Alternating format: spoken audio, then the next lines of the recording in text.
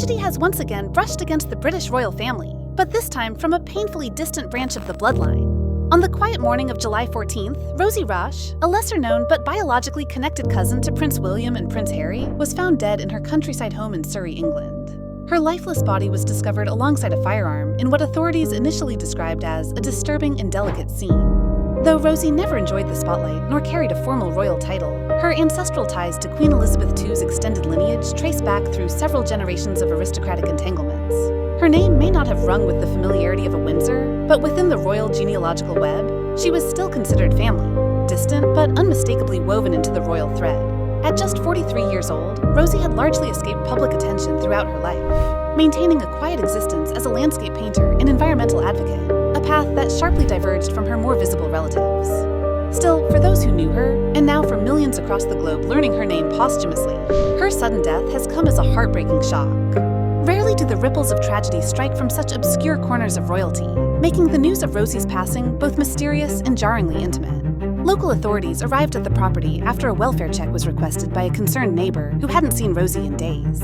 Upon arrival, police officers entered the home and found no sign of forced entry or struggle, which has led investigators to suggest the incident may have been a suicide, although no official conclusion has been drawn. The firearm found beside her body was registered in her name. A note was not confirmed by law enforcement, but one officer stated anonymously that personal documents were being examined as part of the ongoing inquiry.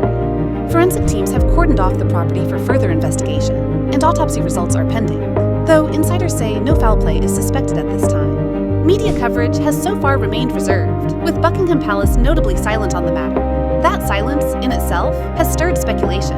Why the lack of acknowledgement, even privately? Within royal circles, blood relation does not always equal belonging, and Rosie's absence from official events throughout her life paints the picture of someone quietly cast to the margins. But death has a peculiar way of pulling the forgotten into sudden focus, and the image of a woman connected by ancestry to the future kings of England, yet dying in isolation, has raised troubling questions about mental health, visibility, and familial responsibility within one of the most scrutinized institutions on Earth.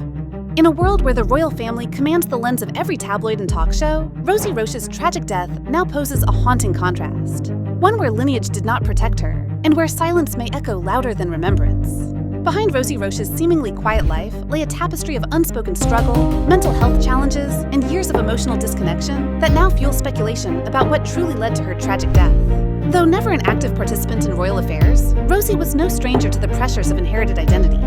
Born into privilege, but without the security of public standing or palace protection, she existed in a kind of aristocratic limbo, expected to maintain the grace of nobility, yet denied the resources or relevance granted to her more prominent relatives. According to close friends, Rosie often felt like a phantom limb of the royal body, acknowledged in private family trees, yet invisible in public life. That sense of erasure, they say, weighed heavily on her over the years, especially as she watched from afar the global attention given to William and Harry, cousins with whom she reportedly had minimal to no direct contact.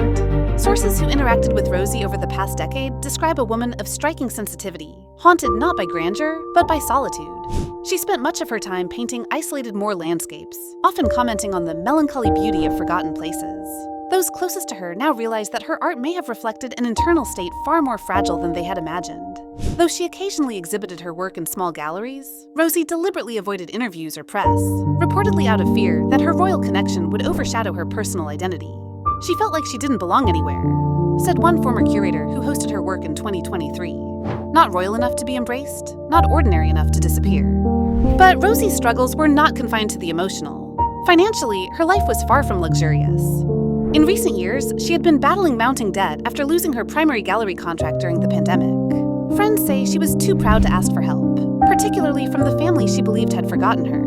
Despite her noble lineage, Rosie never received a formal stipend, royal grant, or access to the soft power networks available to more visible members of the family. According to property records, her Surrey home had been quietly listed for sale earlier this year, indicating a possible attempt to downsize or escape financial strain. What's more, Rosie had reportedly been receiving treatment for depression and anxiety for over a decade. A former therapist, speaking on condition of anonymity, noted that Rosie often wrestled with feelings of insignificance and invisibility. She struggled with the weight of a name that carried expectations she never chose, the therapist said. It remains unclear whether her death was a sudden decision or the culmination of years of silent suffering. But either way, the conflict lies not only in the tragedy itself, but in what it reveals. A person born into legacy, yet deprived of connection, surrounded by history, yet forgotten by her own. Her story challenges the assumption that nobility equals protection, revealing instead that the most painful struggles can unfold in the shadows of privilege.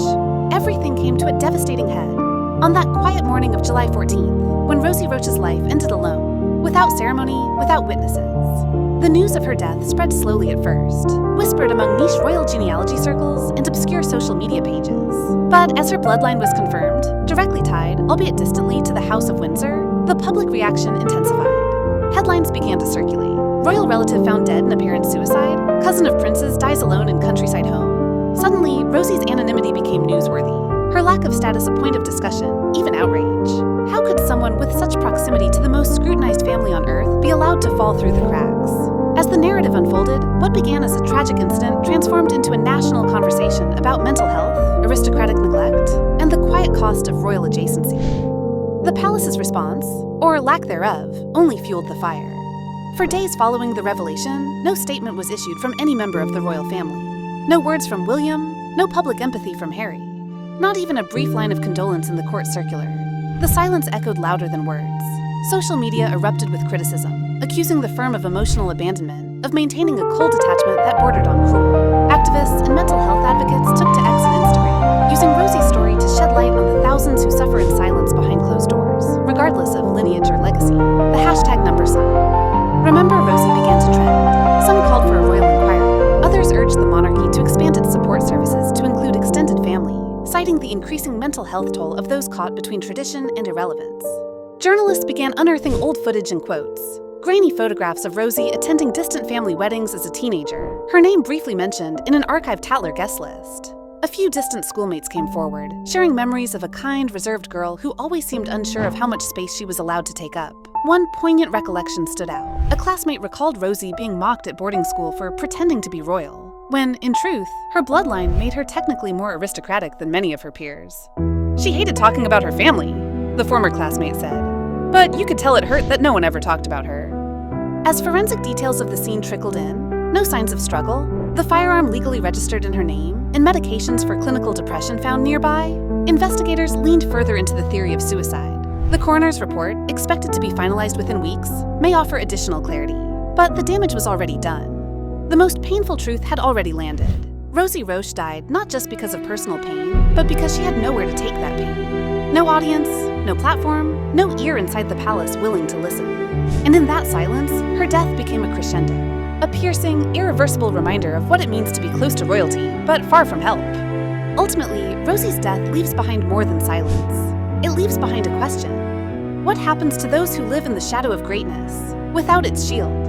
Her tragedy forces institutions, families, and viewers alike to confront the myth that privilege equals protection. Rosie Roche had the name, the bloodline, the lineage, but she didn't have the network, the embrace, or the hand to hold when it mattered most. And in the end, that absence spoke louder than any title.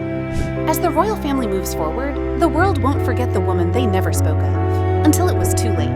Rosie's story now exists as both a cautionary tale and a quiet demand. To see the unseen, to hear the unheard, and to never again let legacy eclipse humanity.